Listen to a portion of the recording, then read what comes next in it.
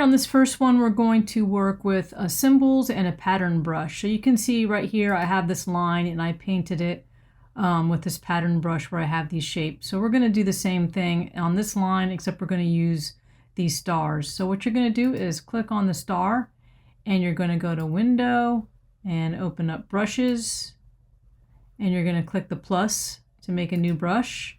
You're going to call it a pattern brush. Say OK. Over here they might ask you to name it, so I'm going to name mine Star. And they might tell you to change the spacing on this. I'm going to leave mine at 0, but this is where you do it if they ask you. And then say OK.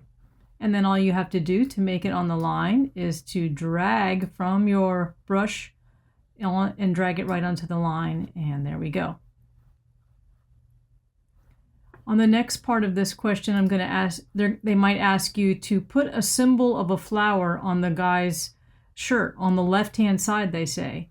So let's go to Window and open up Symbols, and we are going to look for the flower symbols. So let's go to the library and look up flowers, and they'll tell you which one exactly. Let's just use the daisy flower in this case. We're going to click on that, and then it comes up here in our symbols, and we drag it. Now the tricky thing is, I'm going to make it bigger too.